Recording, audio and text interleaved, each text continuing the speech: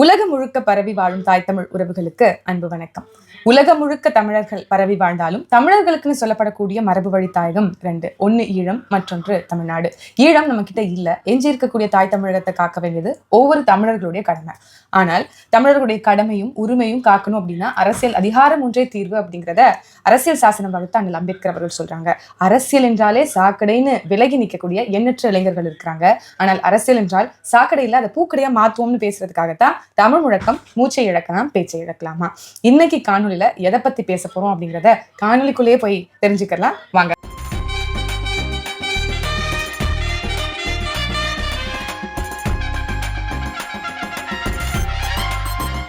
அக்கா வணக்கம். வணக்கம். மகிழ்ச்சி. இப்ப ரொம்ப ரொம்ப பரபரப்பா போயிட்டு இருக்கக்கூடிய செய்தி என்ன அப்படின்னு சொல்லி பாத்தீங்க அப்படின்னா, கவின்குமார் என்கின்ற இளைஞன் ஆணவ படுகொலையால் கொலை செய்யப்பட்டிருக்கிறான் அப்படின்னு சொல்லி, அதாவது ஆணவ படுகொலை என்பதே கொலைதான். அது வந்து இப்போ வந்து ஒரு ஃபேஷன் ஆயிடுச்சு. இந்த கடந்த 2021 25 கிட்டத்தட்ட 20க்கும் மேற்பட்ட ஆணவ படுகொலைகள் நடந்துகிட்டு இருக்கு. பல முறை நம்ம சொல்லியிருக்கோம், ஆணவ படுகொலைக்கு தனிச்சட்டம் ஏற்றுவதுதான் தீர்வா இருக்கும் அப்படின்னு. ஆனாலும் இந்த மாதிரி கொலைகளை எப்படி இந்த அரசு பார்க்குது, இல்ல எப்படி மக்கள் பாக்குறாங்க அப்படிங்கிற புரிதல் அவங்களுக்கு தேவையில்லை. சொல்லிருங்கக்கா. அதாவது ஆணவ படுகொலைக்கு தனி சட்டம் வேணும். நீங்க ஏற்கனவே தனி சட்டங்கள் ஏற்றப்பட்ட விஷயங்கள்லாம் என்ன நிலைமையில இருக்கணும் நம்ம பார்க்கணும். சிறுமிகளுக்கு எதிரான பாலியல் வன்கொடுமை கொலை, அதே மாதிரி பெண்களுக்கு எதிரான பாலியல் வன்கொடுமை கொலை, இதுக்கெல்லாம் சிறப்பு சட்டங்கள் போக்சோன் இருக்கு. அதுக்கப்புறம் உமன் ஹாரஸ்மெண்ட் ஆக்ட்னே இருக்குது. இதுகளோட செயல்பாடுகளை இங்க தூங்கிட்டு இருக்கும்போது ஆணவ படுகொலைக்கு ஒரு தனி சட்டம் வேணுமானா என்ன கேட்டா இதுவும் தூங்க தான் செய்யும். அதை விட இருக்கிற சட்டத்தை பிரயோகிங்க. இருக்கிற கொலை சட்டத்துக்கு என்ன உண்டோ அதையாவது பிரயோகிச்சு இதை தடுங்க அப்படிங்கறதா என்னோட இருக்கிற சட்டம் அப்படின்னு சொல்லி பாத்தீங்க அப்படின்னா, வன்கொடுமை தடுப்பு சட்டம் இருக்கு, இந்திய தண்டனை சட்டம் இருக்கு, இந்திய குற்றவியல் நடைமுறை சட்டம் இருக்கு. இதெல்லாம் இருக்கு. இந்த சட்டத்தின் வழியா சரி செஞ்சாதான் இதை கரெக்டா ப்ராப்பரா விசாரிச்சு இந்த தண்டனைக்கு உள்ளாக்கிருங்க. பயம் வந்து நீங்க சொல்றது எப்படி இருக்கு அப்படின்னா, எங்க டாடி சொல்ற மாதிரியே இருக்குது. எங்க அப்பா ஸ்டாலின் அவர்கள் சொல்றது போலயே இருக்கு. அதாவது தனிச்சட்டம் இயற்றுவது என்பது எவ்வளவு அவசியம் என்பதை உணராத ஒரு அரசும் உணராத ஒரு மக்கள் கூட்டமா நம்ம இருக்கிறோமோ அப்படிங்கிற எனக்கு ஒரு கவலை இருக்கு. காரணம் என்ன அப்படின்னா, இந்த சோசியல் ஸ்டேட்டஸ் வந்து ஒரு முக்கியமான ரோலை வந்து இந்த 21ஆம் நூற்றாண்டுல பிளே பண்றது வந்து, இந்த 21ஆம் நூற்றாண்டுல வந்து நடக்கிறது வந்து அவ்வளவு வந்து என்ன சொல்றது, நாகரிகமான விஷயம் கிடையாது அப்படிங்கறதுதான் உண்மை. உங்களுக்கு தெரியும், சோசியல் ஸ்டேட்டஸ் ரெப்யூட்டேஷன் அப்படிங்கிறது, என்னுடைய குடும்ப அந்தஸ்துங்கிறது எல்லாருடைய விருப்பு வெறுப்பு சந்தோஷத்துக்கும் அப்பாற்பட்டது அப்படின்னு நினைக்கக்கூடிய இந்த ஆணவ மனநிலை இருக்குல்ல, அது ரொம்ப ஆபத்தானது. அது இந்த சமூகத்தையே சீர்கழிக்கக்கூடிய ஒரு விஷயம் அப்படிங்கிறதுக்காகத்தான் தனிச்சட்டம் வேணும் நம்ம தொடர்ச்சியா கேட்டுட்டு இருக்கோம். தங்கம் சீமான் அவர்களுடைய அறிக்கையை பார்த்திருப்பீங்க.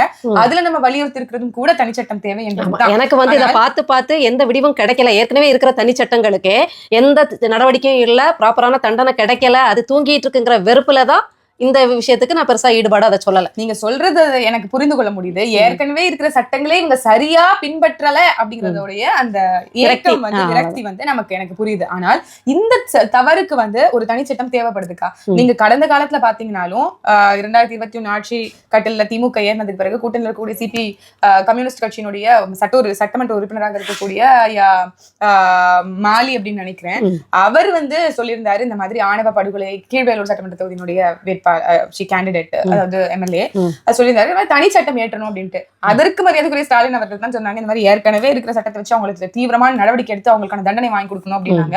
ஆனா இந்த 4 ஆண்டுகள்லயே 20க்கும் மேற்பட்ட கொலைகள் நடந்துருச்சு. இதை தடுக்கிறதுக்கு இவங்களால முடியல. ஆனா வந்து ஒரு நல்ல என்ன சொல்றது, வளர்ந்த நாடு மாநிலங்களோட மாநிலங்களை விட சிறந்த மாநிலம் அப்படின்னு தங்களை பெருமை பேசிக் கொள்வதாக இருக்கட்டும், இல்ல ஒரு க்ரோயிங் ஸ்டேட் அப்படின்னு சொல்வதாக இருக்கட்டும், சமூக நீதினு அவங்கதான் இந்த சமூக நீதிங்கிற இந்த சோசியல் ஜஸ்டிஸ் அப்படிங்கிற கான்செப்டுக்கே பேட்டர்ன்ஸ் போல, தாங்கள் தான் வந்து அதற்கான கார்டியன் போல, அவங்க மட்டும்தான் இதுக்கு எல்லாமே வந்து என்ன சொல்றது, பேட்டன்ட் ரைட் வாங்கியவர்கள் போல வந்து பேசிக்கொள்பவர்களுக்கு கூடுதலான பொறுப்பு இருக்கு அப்படிங்கறத சுட்டி காட்ட வேண்டிய நமக்கு கடமை இருக்கு. இது அடிப்படையிலேயே தவறானது. அடிப்படையிலேயே இந்த சமூகத்தினுடைய இந்த மனநிலையை மாற்ற வேண்டிய அவசியம் இருக்கு. அதற்கு தனிச்சட்டம் ஒன்றே தீர்வுன்னு நம்ம பேசுறோம். இருந்தாலும் அவர் ரொம்ப எதேச்சதிகாரமா ஏற்கனவே இருக்கிற சட்டத்தை வைத்து நம்ம வந்து தீவிரமான நடவடிக்கை எடுத்துட்டாலே வந்து நமக்கு இந்த இது விஷயம் போயிருந்தாங்க. எவ்வளவு தீவிரமாக இவங்க நடவடிக்கை எடுத்திருக்காங்க, எவ்வளவு குற்றவாளிகளை இது வரைக்கும் வந்து எஃப்ஐஆர் ரெஜிஸ்டர் பண்ணி அவங்களுக்கு சார்ஜ் ஷீட் போட்டு அவங்களுக்கு வந்து ஒரு வழக்கை பதிவு செய்து அவர்களுக்கு தண்டனை பெற்று கொடுத்தது எத்தனைன்னா ரொம்ப ரொம்ப ரொம்ப ரொம்ப சொல்ல போனா ஆமா ரொம்ப நம்ம பாத்துக்க போனா கோகுல்ராஜ் கொலை வழக்குல அதுவும் ஐயா பாப்பா மோகன் அவங்களோட தீவிர வாதாடல் நிமித்தமும் அந்த பிடிவாதமான அந்த ஒரு இதுலயும் தான் அந்த நீதி கிடைச்சிருக்கே தவிர எனக்கு தெரிஞ்ச ஆணவ படுகொலைக்கு நீதி கிடைச்ச ஒரே விஷயம், அதுவும் பல ஆண்டுகள் கழித்து பிறல் சாட்சியா மாத்திட்டாங்க அந்த பொண்ணை. அப்படியும் நீதிபதி கவனம் கொண்டு இது பிறல் சாட்சி ஒழுங்கா இது பண்ணுங்க அப்படின்னு சொல்லி ஒரு தக்க தண்டனையை கொடுத்தாங்க. எனக்கு தெரிஞ்ச ஆணவ படுகொலையில இது ஒண்ணுதான் நீதி கிடைச்ச மாதிரி இருக்கு. மற்ற அதுவும் சிறப்பான வழக்கறிஞரால தானே தவிர நீதிபதியாலே தவிர இந்த அரசால கிடையாதுங்கிறதே நான் அடிச்சு சொல்லிக்கிறேன். அதாவது அவை சொன்னதை ஞாபகம் வருது. சாதி இரண்டொழிய வேறில்லை சாற்றுங்கால் நீதி வழுவா நெறிமுறையின் மேதினியில் இட்டார் பெரியோர் இடாதார் இழிகுலத்தோர் அப்படின்னு சொல்லியிருக்கிறாங்க. ஆனா அவங்க சொன்னதனுடைய பொருளை எவ்வளவு தவறாக இங்க இருக்கக்கூடிய மக்கள் புரிஞ்சிருக்கிறாங்க அப்படிங்கிறதுக்கான விளைவுதான் இந்த மாதிரியான படுகொலை நினைச்சுக்கலாம். ரெண்டு சாதி தான் இருக்கு, ஒண்ணு மேல் சாதி இன்னொரு கீழ் சாதி. அந்த மேல் சாதி என்ன அப்படின்னா தங்கள் கிட்ட இருக்க பொருளை மற்றவங்களுக்கும் கொடுத்து வாழணும்னு நினைக்கிறவங்க உயர்ந்த குணம் படைத்தவர்கள், அவர்கள் தான் மேல் சாதின்னு நம்ம சொல்லலாம். ஆனா தனக்குள்ள வச்சுக்கிட்டு தான் வச்சிருக்கக்கூடிய பொருள் எல்லாம் தனக்கு மட்டும் வச்சுக்கிட்டு இருக்கவங்க இழிச்சாதி அப்படின்னு சொன்னது அவை. ஆனால் இங்க வந்து இன்னமும் அதாவது இந்த பையன் நேரா மாத்தி வச்சிருக்காங்க. ஆமா, இந்த சகோதரர் கவின்ங்கிறவரு திருநெல்வேலியில சென்னையில டிசிஎஸ்ல ஒர்க் பண்றாருக்கா. கிட்டத்தட்ட 2 லட்சம் ரூபாய் சம்பளம் வந்து மாதத்துக்கு வாங்குறாருக்கா. அந்த பெண்ணு வந்து ஸ்கூல்மேட்டா இருக்கிறாங்க. அந்த பெண்ணு வந்து இப்ப வந்து ஒரு சித்தா மருத்துவராவோ என்னவோ இருக்காங்க. அவங்க நல்ல சம்பளம் தான் வாங்குறாங்கன்னு வச்சுக்கோங்களேன். 2 பேரும் மனு வந்து ஸ்கூல்மேட்டா இருந்தவங்களுக்கு ஒரு விருப்பம் ஏற்பட்டிருக்கு. அவங்க காதல் பண்றாங்க, அவங்க வந்து சேர்ந்து வாழணும்னு நினைக்கிறாங்க. ஆனால் அவரை கொல்ல வந்தவர் மறவர் என்கின்ற மேல் சமூகத்தை, இவர் தாழ்வு சமூகத்தை, இவர் மேல் சமூகத்தை சார்ந்தவர் என்ற ஒரே காரணத்தினால அந்த பெண்ணுடைய குடும்பத்தை சார்ந்தவர்கள் வந்து கொலை செய்தது வந்து மாபெரும் தவிர அது வந்து நினைச்சே பார்க்க முடியல. இன்னும் இந்த நூற்றாண்டுலையும் இவ்வளவு வளர்ந்த நிலையிலையும் இவ்வளவு பகுத்தறிவுகள், நாங்க தான் பகுத்தறிவு பகலவர்கள் இன்னாருன்னு பேசியும் அதையும் தாண்டி பல பெரியவர்கள் பாரதியார்ல இருந்து பாரதிதாசன் வரைக்கும் இந்த ஜாதிகள் வேண்டாம் வேண்டாம் பேசியும் இன்னைக்கும் இந்த ஆணவ படுகொலை வந்து நிக்குதுன்னா சட்டம் ஒழுங்கு சீர்கேடுதான் முழு முதற் காரணம். அதை தவிர வேற எதுவும் சொல்றது எவ்வளவு தூரம் அட்மினிஸ்ட்ரேஷன் கேவலமா இருக்கு அப்படின்றதுக்கு உதாரணம். அடுத்தது ஒரு முக்கியமான செய்தி என்ன அப்படின்னு சொல்லி பார்த்தோம் அப்படின்னா, ஊழல் அப்படின்னா அதற்கு மறுபெயர் திமுக அப்படிங்கிறது நம்ம எல்லாருக்குமே தெரியும். உங்களுக்கு தெரியும் அவங்க வந்து நாய்க்கே என்ன மாதிரி ஊழல் செஞ்சாங்க அப்படின்னு சொல்லி. அதாவது 20 கோடி நாய்க்கு வந்து தெருநாய்களுக்கு கருத்தடை ஆபரேஷனுக்கு ஒதுக்கி 139 நாய்க்கு மட்டும் பண்ணிருக்காங்க. எவ்வளவு விலை உயர்ந்த ஆபரேஷன் தெருநாய்க்கு நடக்குதுன்னு மட்டும் பாத்துக்கோங்க. 20 கோடி அப்பு அந்த மாதிரி இருக்கு கருத்தடைப்புக்கு. அதுலயும் ஊழல் செய்தவர்கள் தான் இவர்கள். அதே மாதிரி சிங்கார சென்னை 2.0 அந்த 3.0 பல அடுக்குகள்ல அட்வான்ஸா போற மாதிரி விளம்பரம் செய்யக்கூடியவர்களுக்கு ஒன்றிய அரசு வந்து 3000 கோடி கிட்ட வந்து நிதி ஒதுக்கி இருக்காங்க. சிங்கார அதாவது ஸ்வச் பாரத் அவங்க ஒண்ணு வச்சிருக்காங்கல்ல, ஸ்வச் பாரத்மாங்க. ஆனா உண்மையாவே ஸ்வச்சா இருக்கா அப்படின்னா அது வந்து ஒரு அந்த மாதிரி ஒரு கேள்விக்குறி. ஆனால் அவர்கள் நிதி ஒதுக்கி இருக்கிறாங்க 3600 கோடிகள். அதுல 1000 கோடி வரைக்கும் விடுவிச்சிருக்காங்க. அந்த 1000 கோடி என்ன பண்ணீங்க அப்படின்னா பொது கழிப்பிடங்கள்ல பிரைவேடைசேஷன் கொடுத்து அவங்களை சுத்திகரிக்க சொல்லி நாங்க வந்து இத்தனை கோடி ஒதுக்கி இருக்கோம். ஒதுக்கிடுவாங்கல்ல 400 கோடி 300 கோடி 200 கோடி ஒதுக்கி இருக்காங்க. ஆனா அது எங்க ஒதுக்கி இருக்காங்க அப்படின்னு தெரியல. அந்த பிரைவேடைசேஷன் செக்டார்ஸ், அந்த பிரைவேட் கான்ட்ராக்டர்ஸ் யாரெல்லாம் பார்த்தா அவங்க உறவினர்களும் அவங்க கட்சிக்காரங்களா தான் இருப்பாங்க. That's all your honour. இதுக்கு மேல நம்ம சொல்றதுக்கு எதுவுமே இல்ல. அப்படி அதுலயும் ஊழல் செய்து உங்களால போக முடியுமாக்கா ஒரு பப்ளிக் டாய்லெட்டுக்கு? சத்தியமா போக முடியாது. பிரைவேட் டாய்லெட்ஸோட லட்சணமே நீங்க ரொம்ப கேவலமா இருக்கு அப்படிங்கிறது வேற விஷயம். கான்ட்ராக்ட் விட்டாலுமே அது வந்து அந்த அளவுக்கு சுத்தமா இல்லைங்கிறதுக்கு எடுத்துக்காட்டு எத்தனையோ பொது கழிப்பிடங்கள் அது பராமரிக்கப்படாம, அதை ப்ராப்பரா மெயின்டைன் பண்ணாம, அது வந்து அதுக்கான நிதியை சரியாக பயன்படுத்தாமல் எவ்வளவு தூரம் வந்து அசுத்தமாக இருக்குது. அதுக்குதான்க்கா இப்ப சர்வே எடுத்து பார்க்கும்போது ஒரு ரிப்போர்ட் டீம் எடுத்திருக்காங்க. அதுவும் தனியார் நிறுவனம் நினைக்கிறேன்.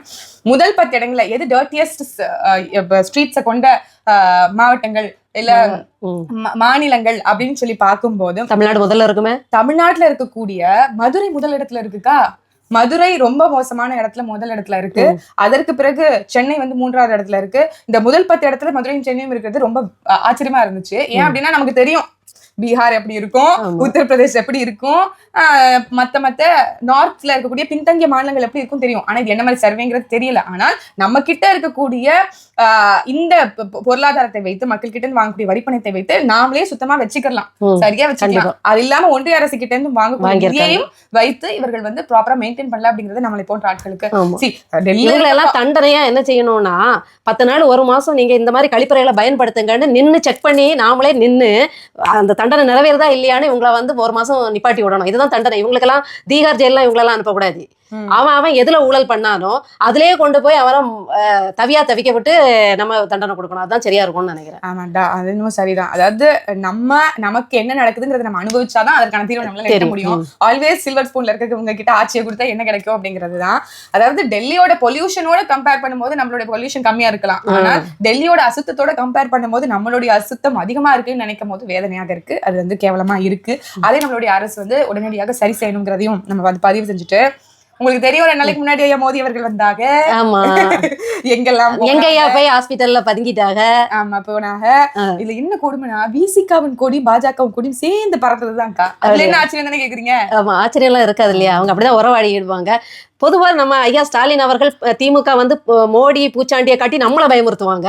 லாஸ்ட்ல அவரே பயந்து போய் ஹாஸ்பிட்டல்ல அட்மிட் ஆயிட்டாருன்னு நினைக்கிறேன் மோடி பூச்சாண்டியை பார்த்து. ஆமா, இதுல கூட பேசியிருந்தோம். ஆமா, நீங்களும் உங்கள்ட்ட காணொலியில சொன்னீங்க. அதுதான் உண்மை. இவரை எதிர்கொண்டா நம்ம வச்சு செய்வோம். நீங்க அப்ப வெள்ளை கொடி காட்டினீங்க, இப்ப வெள்ளை கொடை பிடிக்கிறீங்களா, அப்ப கருப்பு பலூன் காட்டினீங்க, இப்ப இப்படி சரண்டர் ஆயிட்டீங்களேன்னு சொல்லிருவோங்கிறதுக்காகவே போய் ஹாஸ்பிட்டல்ல படுத்ததான் நம்ம கணக்குல வச்சுக்கணும். அதான் உண்மையும் கூட.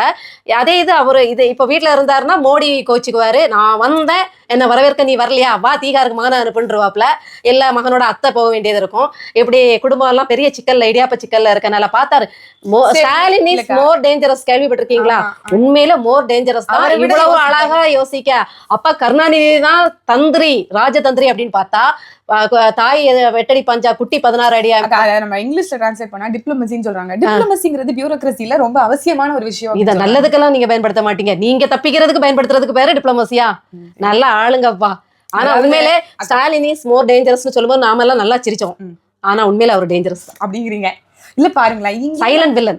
இங்க அவங்க ஓடி போறாங்க. சரி, ஏதோ ஒரு காரணத்துக்கு நம்மளால புரிஞ்சுக்க முடியுது. இங்க ஈடி அனுப்பிச்சு விட்டாருன்னா இவங்க டாடி வந்து ஓடி போயிருவாருன்னு வச்சுக்கோங்க. டெல்லி பக்கம் குடும்பத்தோட யாரையாவது கிளப்பி. ஆனா இங்க மோடி வந்திருக்கிறாரோன்னு பாஜக ஆட்கள் கூட என் கண்ணால பார்க்க முடியலக்கா. மாறி மாறி இந்த பக்கம் மோதி நிக்கும் போது பின்னாடி மரியாதைக்குரிய டிஆர்பி ராஜா அண்ணன் அவர்கள். அது வந்து ஸ்டாலின் அவர்களுக்கு பிரதிபலனாக நிக்கிறவங்க. கார்த்திக் கூட அவர் போட்டது ட்விட்டர்ல நல்லா மோடி அவர்களுடைய காதுல நல்லா கேக்குற மாதிரி கோ பேக் போடி அப்படின்னு சொல்றதுக்காக போறாரு. முணுமுணுத்துக்கிட்டு இருக்கிறாரு பக்கத்துல அப்படின்னு சொல்லி ட்வீட் போட்டுறாரு. ரொம்ப காமெடியா இருந்துச்சுன்னு வச்சுக்கோங்களேன். அதே மாதிரி தர்மேந்திர பிரதான் வந்து அன்பில் மகேஷ் வந்து சந்திச்சிருக்காரு அப்படிங்கிறது கூட இவங்க எல்லாம் சந்திக்கலாம். இவங்கதான் பாஜகவை எதிர்க்கிறவங்க. ஒரு கல்வித்துறை அமைச்சர் இன்னொரு கல்வித்துறை அமைச்சர், மாநில கல்வித்துறை அமைச்சர் பார்க்க கூடாது? சரி, பார்த்து வந்து இப்போ கோடிக்கணக்குல நிதி வாங்கிட்டு வந்து அரசு பள்ளிகளை எல்லாம் சரி பண்ணிடுவாரா? கோரிக்கையை கொண்டு போய் மனுக்களா கொடுத்திருக்காரு. அதுக்கு இவர் அமைச்சரா இருக்காரு. தமிழ்நாட்டுல நீங்க சரியான கல்வி கொடுக்க, இங்க இருக்கக்கூடிய பள்ளிக்கூடத்தை சரி செய்ய இங்க வாங்குறீங்கல்ல மக்கள் கிட்ட. அதே ஆல்ரெடி கடன் வேற வாங்கி வச்சிருக்கீங்க. இதெல்லாம் வச்சு ஏங்க உங்களால சரி பண்ண? ஒருவேளை அவங்க நகை மீட்கிறதுக்கு கடன் வாங்கியிருப்பாங்களோ? கோரிக்கையை கொண்டு போய் தர்மேந்திர பிரதான் கொடுத்தாரா நம்மளுடைய சகோதரர் அன்பில் மகேஷ் அவர்கள். உங்களாலேயே சரி பண்ண முடியல, அவங்களால எப்படி தமிழ்நாட்டுக்கு சரி பண்ண முடியுங்கிற காமன் சென்ஸ் கூட எங்களுக்கு. இவங்க தமிழ்நாட்டோட அமைச்சர்ங்கிறதே மறந்துருவாங்களோ? என்ன இந்த பாஜக அரசோட அடியாளம் சொல்லிக்கிட்டு இருக்காங்களே, நிதியை குடு குடு குடுன்னு ஏற்கனவே கொடுத்த நிதி எல்லாம் என்ன பண்ணி கிழிச்சாங்க நமக்கு நல்லா தெரியுது. இப்ப SSA திட்டத்தில் தர வேண்டிய 2152 கோடியை உடனடியா தரணும், விடுவிக்கணும். கட்டாய கல்வி உரிமை சட்டமான RT திட்டத்தின் கீழ் வழங்க வேண்டிய 617 கோடிய நிதியை விடுவிக்கணும் அப்படிங்கறது எல்லாத்தையும் வலியுறுத்தி இவங்க வந்து காசுக்காதானா? அப்ப சும்மா எலியா அம்மனமா ஓடுதுன்னு இப்ப நல்லாவே தெரியுது. புரிஞ்சு போச்சு. காசுக்காக தான், இந்த நிதிகளுக்காக தான். காசு காசு காசு இருக்கிற காசை வச்சு ஒருபடியா ஒண்ணும் பண்ணல. இல்லாம திருப்பி மேற்கொண்டு காசு கேட்டும் இன்னைக்கும் எதுவும் நடக்க போறதும் இல்ல. அவங்க ஒதுக்குவாங்க, அதை பதுக்குவாங்க. அதுக்கே அவங்களுக்கு நேரம் கரெக்டா சரியா இருக்கும். இன்னொன்னு, நம்ம சட்டம் ஒழுங்கு சீர்கேடு பத்தி பேசும்போது பாத்தீங்கன்னா, ஒரு 17 வயசு சிறுவர்கள் சண்டை போட்டுட்டு இருந்திருக்காங்க. ரவுடி மாதிரி, இதுவும் திருநெல்வேலி அந்த பக்கம் நடந்த விஷயங்கள் தான் நினைக்கிறேன். ரவுடி மாதிரி அழிச்சாட்டியம் பண்ணிட்டு இருந்திருக்காங்க. இதை சக்திகுமார்னு ஒருத்தர் போய் போலீஸ்ல புகாரா கொடுத்திருக்காரு. இதை கேள்விப்பட்டு அந்த சக்திகுமார போய் அரிவாள் எடுத்து வெட்டுறதுக்கு விரட்டிட்டு இருந்திருக்காங்க. காலையும் அரிவாள் வெட்டு விழுந்துடுச்சு. இதை கேள்விப்பட்ட ரோந்து போலீஸ் வராங்க. போலீஸ் வந்து அந்த சின்ன பசங்களை தடுக்கிறதுக்கு முயலும் போது போலீஸே விரட்டியிருக்காங்க 17 வயசு சிறுவர்கள் அரிவாளோட. உயிருக்கு பயந்து போய் ஒரு வீட்டுல போய் ஒளிஞ்சுக்கிட்டு அந்த கதவையே அரிவாள் வச்சு வெட்ட ஆரம்பிச்ச உடனே உயிர் பயத்துல என்ன பண்ணிட்டாங்கன்னா, உதவி ஆய்வாளர் வந்து சிறுவனை துப்பாக்கியால பாதுகாப்பு கருதி சுட்டதுல வயிற்றுல குண்டடிப்பட்டு அனுமதி மருத்துவமனையில். எப்படிப்பட்ட சட்டம் ஒழுங்கு சீர்கேடு! இன்னைக்கு 17 வயசு சிறுவர்களால் போலீஸ் அதிகாரிகளுக்கும் உயிருக்கு பாதுகாப்பு இல்ல, போலீஸ் அதிகாரிகளால் சாமானியனுக்கும் அஜித்குமார் போன்ற சாமானியர்களுக்கும் எந்த குற்றத்துல இவங்க எல்லாம் ஈடுபடாம இருக்காங்க. கண்டிப்பா அந்த 17 வயசு சிறுவர்களுக்கு பின்புலம் என்னவா இருந்திருக்கும்? டாஸ்மாக் தவிர வேற என்னவா இருக்கும்னு நினைக்கிறீங்க? போதைதான் வேற எதுவும் கிடையாது. எப்படி ஒரு 17 வயசு பையன் ஒரு உதவி ஆய்வாளரை வெட்ட துணிவா? இங்க நாடே குற்ற சமூகமாக மாறி இருக்குன்னு தாமன் சீமான் அடிக்கடி சொல்லுவாங்க. நம்ம பாதுகாக்கணும்னு சொல்லி போய் முறையிட்டு அவங்களே வந்து கொலையாளிகளாகவோ இல்ல அவங்களே வந்து குற்றவாளிகளோ இருந்தா எப்படி நமக்கு தீர்வு கிடைக்கும்ங்கிறதுக்கு அடுத்த ஒரு உதாரணமா இப்ப வந்து செய்தி பாருங்க. சிறுமிக்கு பாலியல் தொல்லை. ஆவடியில் சிஆர்பிஎஃப் காவலரின் 13 வயது மகளுக்கு பாலியல் தொல்லை கொடுத்த புகாரில் சக காவலரான சுரேஷ்குமார் என்பவர் கைது. வேற ஒரு சிஆர்பிஎஃப் கொடுத்ததாக உயர் அதிகாரிகளிடம் புகார் அளித்தும் கண்டுகொள்ளவில்லை என குற்றச்சாட்டு. கராத்தே தெரிந்த அச்சிறுமி சுரேஷ்குமாரை தாக்கிவிட்டு தனது பெற்றோரிடம் கூறியுள்ளார். புகாரை அடுத்து சிஆர்பிஎஃப் வளாகத்திற்கு சென்ற ஆவடி போலீசார் நீண்ட நேர போராட்டத்திற்கு பிறகு கைது நடவடிக்கை செய்திருக்காங்க. இப்படி எல்லாரும் குற்றவாளிகளா இருந்தா யார்கிட்ட போய் முறையிடுறது தெரியல. அதாவது காப்பாற்ற வேண்டியவங்களே இப்ப குற்றவாளிகளாகவும் இருக்காங்க. ஒண்ணுமே பண்ண முடியாது. இதுல சாமானியர்களை போய் என்ன தீர்வு காணணும்னு நினைச்சு நம்ம போய் கேக்குறவங்களே குற்றவாளிகளா இருக்கிறாங்கும் போது பெரிய கஷ்டம். இது கடையில அண்ணன் சீமான் அவர்கள் ஆணவ படுகொலைக்கு பொதுக்கூட்டம் நடத்திட்டாரா? ஏன்னா அவர் தானே இப்ப முதல்வர். அவரு என்ன நடவடிக்கை எடுத்தாருங்கிற மாதிரியே கேட்பாங்க. எப்ப முதல்வர் ஆக்குங்க, அதுக்கப்புறம் கேளுங்க என்ன நடவடிக்கை சீமானனை எடுத்தாங்கன்னு. இது வரைக்கும் எத்தனை ஆர்ப்பாட்டங்கள், எத்தனை இது ஆணவ படுகொலை. எந்த மீடியால பேசினாலும் எந்த பொதுக்கூட்டத்துல பேசினாலும் அந்தைய அகோர சம்பவங்களை, கொடுங்கோல் சம்பவங்களை பேசுறாங்களா இல்லையா, கேட்கறாங்களா இல்லையா? அஜித்குமாருக்காக அறிக்கை விட்டுருக்காங்க, தொடர்ச்சியா பேட்டிகள்ல கேள்வியா கேட்டிருக்காங்க, பொதுக்கூட்டத்துல பேசியிருக்காங்க. அதாவது ஆவோனா எல்லாத்துக்கும் ஆடு மாடுகளுக்கு பேசுறீங்க ஆனா இதுக்கு பேசலையே அப்படின்னா பேசிக்கிட்டே இருக்காங்க. எங்க களம் கிடைச்சாலும் எங்க பொது மக்களை சந்திச்சாலும் சரிதான், இல்ல பொதுக்கூட்டங்கள் போட்டாலும் அன்றைய சம்பவங்கள், அன்றைய வாரங்கள்ல நடந்த அத்தனை சம்பவங்களையும் கேட்டு அரசாங்கத்தை குடைச்சல் கொடுத்துட்டு இருக்க ஒரே ஆள் அண்ணன் சீமான் அவர்கள் தான். தினமும் அறிக்கை வாயிலாக ஏதாவது ஒரு குற்றத்தை வந்து அவர் சுட்டி காட்டிட்டே தான் இருக்காரு.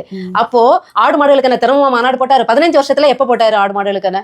இப்பதான் ஒரு பழமொழி இருக்குக்கா, கரும்பு கசக்குச்சு அப்படின்னா அது வாய் குற்றமாகாதுன்னு சொல்லுவாங்க. அந்த மாதிரி இவர் என்ன நல்லது மாமியார் உடைச்சா மண் குடம், மருமக உடைச்சா பொன் குடம், அந்த மாதிரிதான் இவர் என்ன நல்லது செஞ்சாலும் அவங்க வந்து தவறுன்னு தான் சொல்லுவாங்க. எங்கேயாவது அவர் ஆணவ படுகொலைய ஆதரிச்சிருக்காரா? குடி பெருமை என்னைக்காவது பேசியிருக்காரா? கிடையவே கிடையாது. இப்ப என்ன சொல்றாங்கன்னா நாடார் பேரவையில பாருங்க, சங்க பேரவையில கலந்துருக்காரு பாருங்க, இவரு தான் வந்து ஆவண படுகொலைக்கு எதிர்த்து சட்டம் ஏற்றணும்னு சொல்றாரு. எங்க தமிழ் குடிகள் கூப்பிட்டாலும் அவர் ஓடி போய் நிப்பாரு. தமிழ் குடிகள்ங்கிறனால அந்த கூட்டத்துக்கு போய் என்ன சொல்றாரு, நீங்க காமராஜர் அவர்களை நாடார் என்று சுருக்கி விட முடியாது, அப்படின்னு உலக தமிழர்களுக்கான ஒப்பற்ற தலைவன் அப்படின்னு சொல்றாரு. இந்த ஆரியமும் திராவிடமும் தமிழகத்தை பந்தாடுறதுனாலையும் சிதைக்கிறதுனாலையும் அழிக்கணும் துடிக்கிறதுனாலையும் தான் தமிழர் வரலாற்றை பேச வேண்டியதா போயிருது.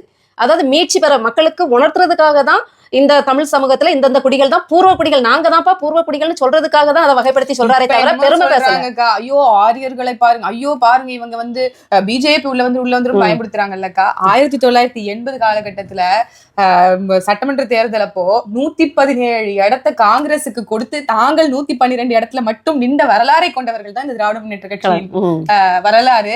அந்த அளவுக்கு வடவர்களுடைய ஆதிக்கத்தை கொடுத்தது, தேசிய கட்சிகளுடைய ஆதிக்கத்தை கொடுத்தது. நமக்கு முன்னாடி மாப்போசி பெருஞ்சித்திரனார், அண்ணல் தங்க போன்றவர்கள் எண்ணற்றோர் பேசியிருப்பாங்க. அவங்களுடைய வழிவந்தன் இன்னைக்கு பிதற்றிக் கொள்வார்கள். அவங்க எல்லாருமே திராவிடத்துக்காக பேசினாங்கன்னு தங்களுக்கான ஐடென்டிபிகேஷனையும் அபகரிச்சுப்பாங்க, ஸ்டீல் பண்ணிக்கிறாங்க. ஆனால் உண்மையாக இங்க வந்து அதிகாரத்தை சுவைக்கணுங்கிற அந்த என்ன சொல்றது தன் நலம் மட்டும்தான் இருந்திருக்கு. அதனால தானே அன்னைக்கே அவங்க காங்கிரஸோட கூட்டணி வச்சு அன்னைக்கே அவ்வளவு சீட்ஸை கொடுத்துருக்காங்க.